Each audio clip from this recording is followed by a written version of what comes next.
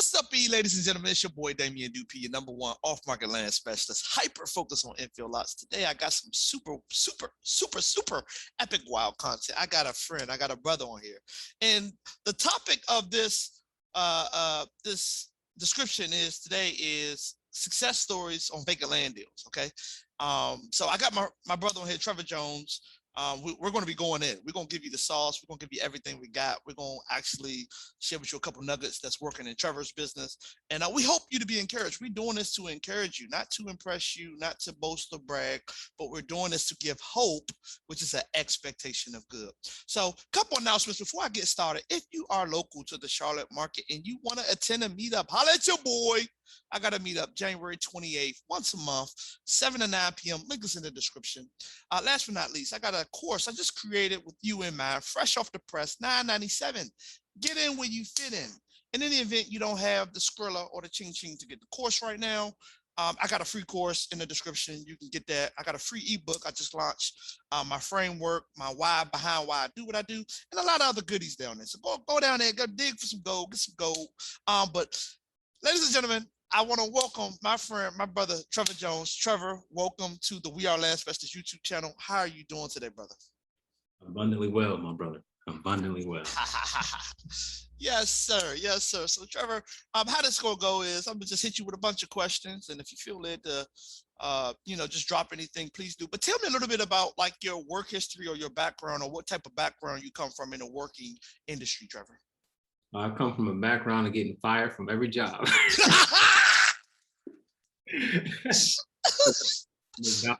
Name it, fast food. That's what I was doing. Like the first job I had was in the food industry. So my thing is, if I don't see the purpose, if I don't see the why behind it, I'm not very successful. So I've been fired from almost every job. Then found a way into corporate America, working at the bank, and honestly, it was a comfortable position, 6-figure job, and it was just easy. But there was no inspiration or motivation behind it. It was just kind of living a normal, uninspiring life. That's just very uncomfortably comfortable. It's like, this is too comfortable for me to even want to stay here. So that's what I was doing. I did that. I was in corporate America since about 2016 and recently left to jump into vacant land full time. So good news. Good news. Good news. Okay. Well, Trevor, if you don't mind sharing with the people, how did you get into the vacant land game? Because vacant land is a niche that a lot of people don't understand, brother. They just don't understand it. They don't get it. And how did you get into the game, if you don't mind me asking? Well, while I was a scrum master, you and I were connecting, and I was like, I'm trying to make some money. I'm tired of being here. But the problem is I had no motivation. My why was not bigger than myself. My why was all about myself. So anytime it was hard or difficult, I just gave up. So the motive behind it was just absolutely selfish. I just wanted to make money just so I can make more money. So, I knew about it maybe 2 years ago, but kind of quit every single time I got started. Didn't really have the vision and perspective on what I need to do in order to be successful. But it got to a point where I was working 2 Scrum Master jobs. That was crazy money. That was, it was crazy. So basically a double salary. Because I was about to get married, wanted to make sure I had as much money as possible, but I was miserable. So maybe 1 or 2 months before my wedding, I quit my job. And I said, you know what? I need some pressure. I'm too comfortable. I've been comfortable for years.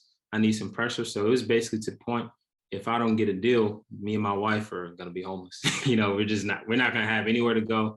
We're going to be couch surfing the first year of our marriage. Our bank account is going to be looking absolutely ridiculous, like needing a miracle from the Lord. And but that's exactly what happened. I quit, had to get a deal. I lost almost 30 pounds because all I did was teach myself the business. I watched every single one of your videos over and over and over again, learned some things, changed some things, adopted some things. Like I had to figure out a way to make this thing work. It was either this works or we're we're not going to be doing well. So with that level of pressure, it just caused me to learn the business in and out, making $30,000 mistakes. Had a seller. I made the silly mistake of doing an assignment contract and writing the seller's phone number on the contract, and the buyer just reached out directly, cut me out the deal. Would have made $30,000. So just learned, made a lot of mistakes, had no clue what I was doing, but it's a great job where you can learn. You can learn this business. You get paid very abundantly to make it. So. You can say that again, man. If you don't mind me asking, how long have you been like full time in land? I think since about maybe August. Okay, August. Then So about maybe 5 months. yeah, about 5 months. Wow. Yeah. Could you tell me a little bit about your first deal you ever done and kind of walk us through how you found the deal, how you found the buyer, where was the deal at, as much as you willing to share about it, because I want people to really see the practicality behind, being successful flipping land. Well, yeah, I was in the midst of sending out blind offers via direct mail. Direct mail has always made me the most amount of money. Say that one more. Hold on. Say that one more time, because people they don't get that they can't afford not to send direct mail. You know what I'm saying? So say that one more time for me. Direct mail has made me the most amount of money, and consistently. Wow. Okay, brother, proceed. And we'll get into how I automated all that, because that's just, it's amazing. But yeah, just sent out direct mail, blind offers. I was doing about 75. My offer was about 75% of the total assessed value, somewhere around there. I mean, just extremely low offers. And the first person had a lot right next to his house, and we went into contract. I specialize in getting things in contract at that time and not finding a buyer. So I had plenty of stuff in contract, couldn't find buyers. I didn't know about perk tests. I didn't know about, the things that make a lot sellable. I thought you could just get a lot and just sell it. But, finding out it's in a flood zone, that type of thing. So I had plenty of properties that were just not buildable whatsoever. This lot was buildable, but I was just dragging my feet because I was overwhelmed with the disposition. I mean, I got everything locked up, but I don't have a buyer. And, that's when later on, I started learning about reverse engineering the process and just building your marketing based off of a qualified buyer who has deep pockets or a deep lender. But yeah, I closed on that deal. The mistake I made was double closing on that, because it was like $8,000 and double closed on that. That brought me down all the way to about 3,000, because I was scared of someone going behind my back again. I was so traumatized by losing out on $30,000 that I'm like, I'm double close. I don't care if it's a $2 assignment fee. I'm double closing. But the thing is, what I learned is when you find a buyer, now I vet all my buyers. Whenever I talk to them, I'm like, so you don't mind if you see me make, $20,000, $30,000. Like, I need to know that if you see my assignment fee, like, we're not going to have an issue, because I got plenty of land, and basically you go behind my back, you miss out on about 20 other deals. So I need to know that you're serious and that you can see my assignment fee. So if I sense in my spirit that these people are okay, I build relationship, and just they end up being a repeat buyer. Go out to eat, build a relationship, that type of thing, because they don't care if the price is right. They don't care how much you make. Now, the way that I sold this other lot was on Facebook Marketplace. There's pros and cons to that. With Facebook Marketplace, a lot of people don't understand wholesaling. They think you're trying to scam them. They're most likely going to try to go behind your back and try to.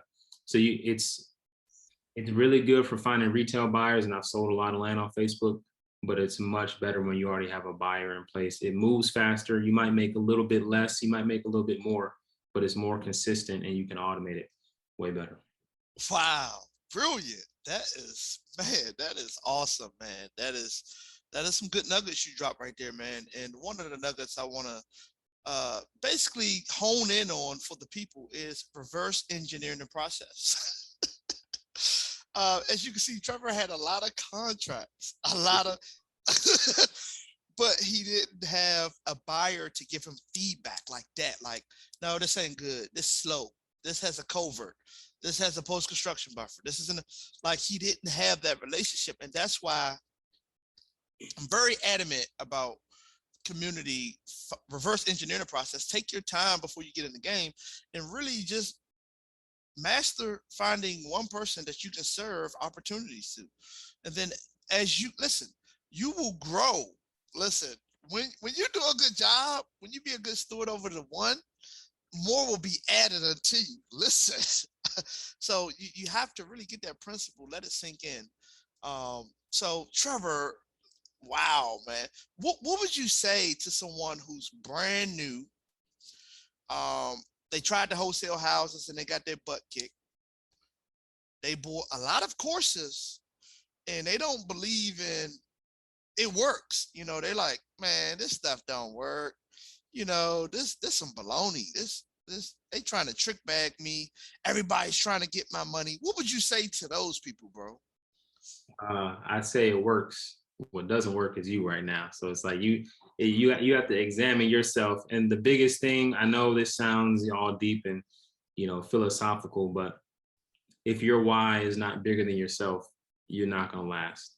The second it gets tough, you're gonna quit. You're gonna find something else. You'll start researching and try to find other ways to make money. But for me, my why was I had a family that I had to provide for. I was about to get married. I mean, I wasn't living that single life anymore. It was time to be a man and just consistently bring in income.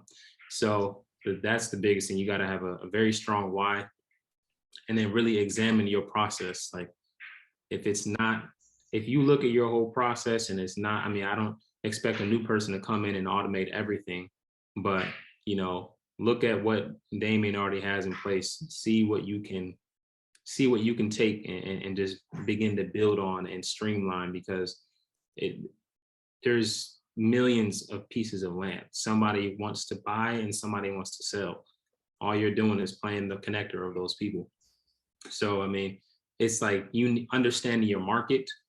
That's the major one. I'll give a perfect example. We went to Columbia, South Carolina.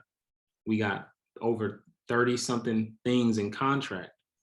And I did the process that you spoke of going on Zillow, looking at what's sold versus what hasn't sold. So, hundreds and hundreds and hundreds have sold versus what is for sale. So it's a hot market. However, what I didn't look at is what are these lots actually selling for. So you got 1 acre lots selling for $7,500, $10,000.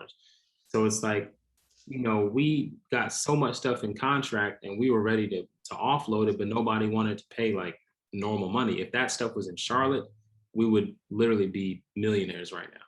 So it's like, even in the midst of that, you just really look at your process, brainstorm. And I mean, for me, I pray a lot. So, I mean, the Holy Spirit of God will just begin to show me things like, this is how you need to align yourself. This is how you need to automate this piece. You need to keep your hands tight on this until you find someone who can do this for you and do it well.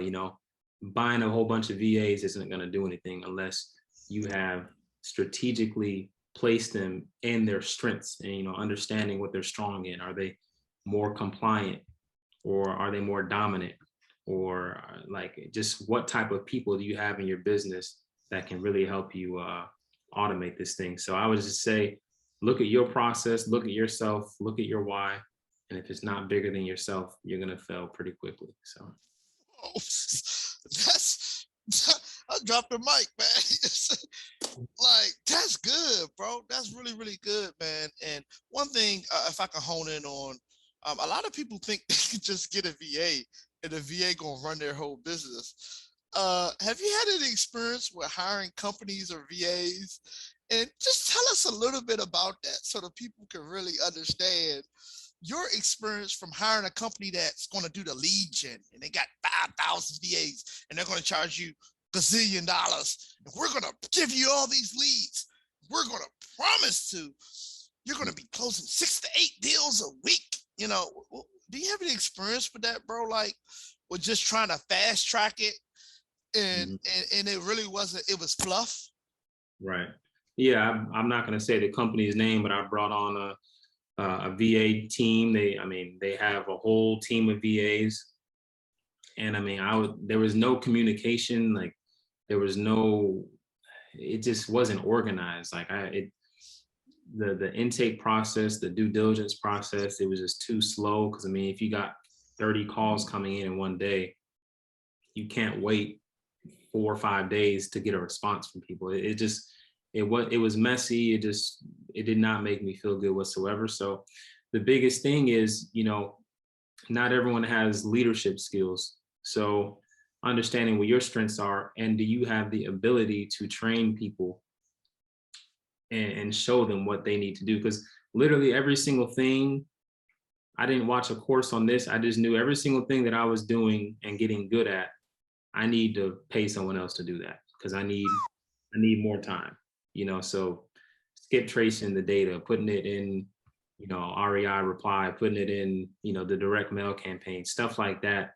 The stuff that, understanding what are you willing to pay someone else to do right now, because the more time you have, the more time you can really just focus on automating your business and making sure you are not just creating another job for yourself.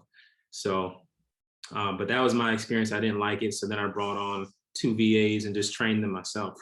I saw what they were strong in. I tried to train someone into dispositions. They didn't really have the people skills for that, but they're very compliant. So I'm like, I'm just going to put you directly on due diligence. All you do is analyze deals and tell me if they're good or not. And just have 2 people doing that, send out thousands and thousands of text messages or direct mail. What I do now is I like to do a little combination of both. I see what I can squeeze out from text messaging, and then whatever my KPIs tell me about, wrong number, or just, if it's not, whatever people I can't reach, I send direct mail to those people. So now, but then it all flows through an automated pipeline, to where they're calling a call center and gathering information, putting it on my calendar. So now I have calendar appointments 5 days out, to now it's just like I have plenty of time for my team to do due diligence, see if it can be subdivided.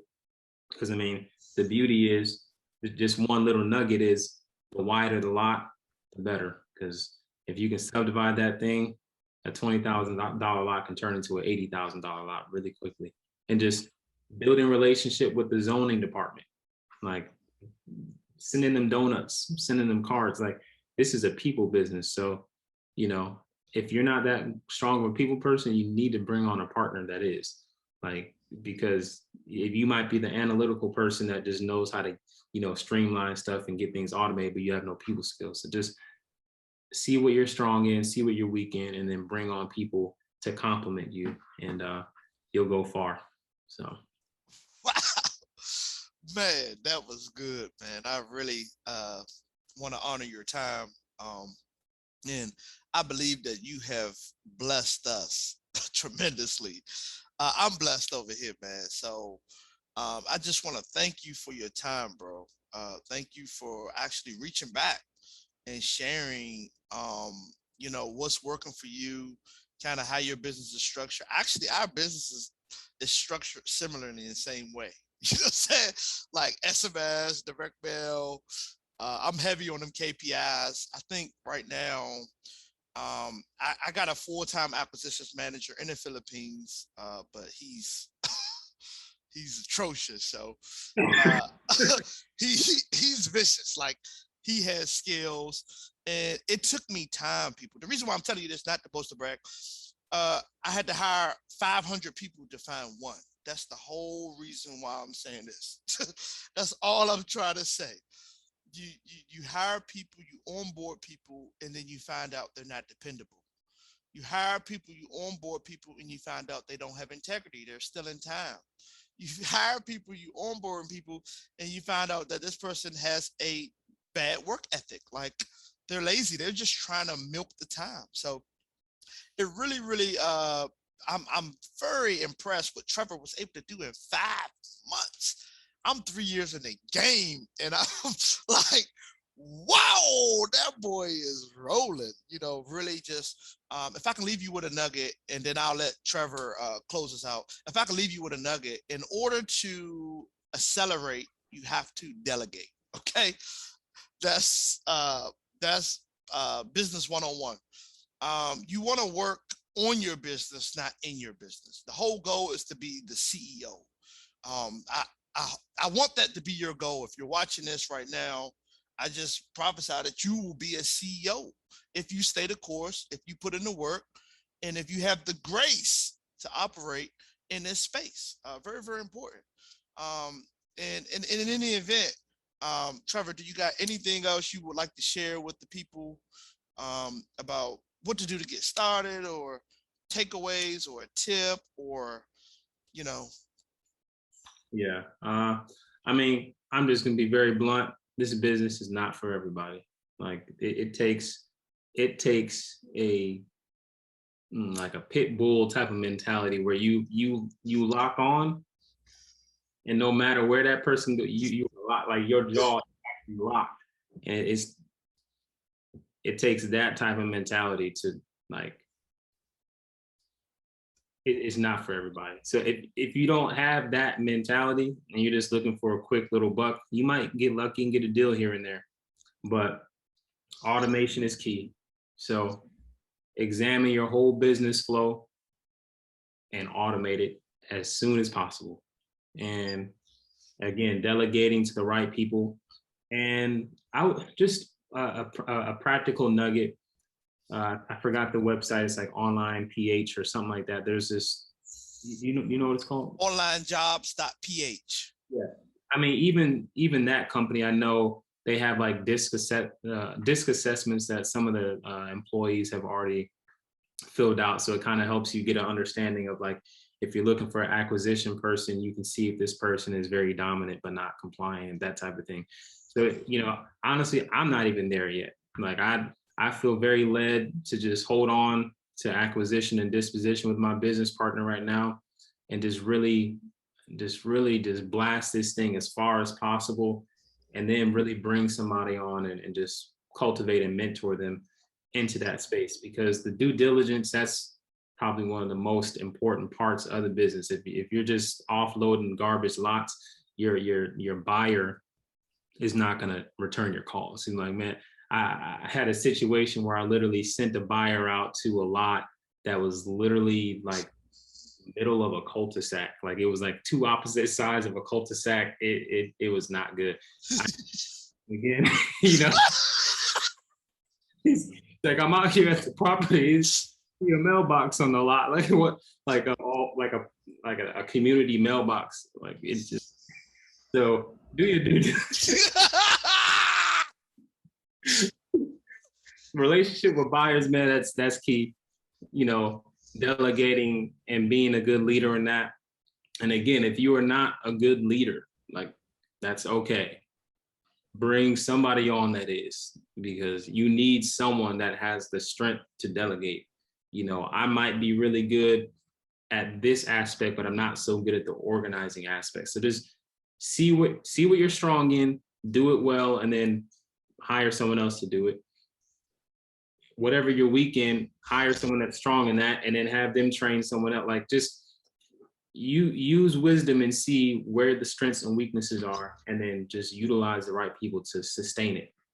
Right now I'm working in a partnership with another brother in Christ, and I mean, we just crush everything together. So, if we send out 40,000 pieces of mail, 9,000 text messages, if we basically schedule our calls 5 days out, so we have plenty of time to do due diligence. They book it on our calendar. We send them reminders, everything like that.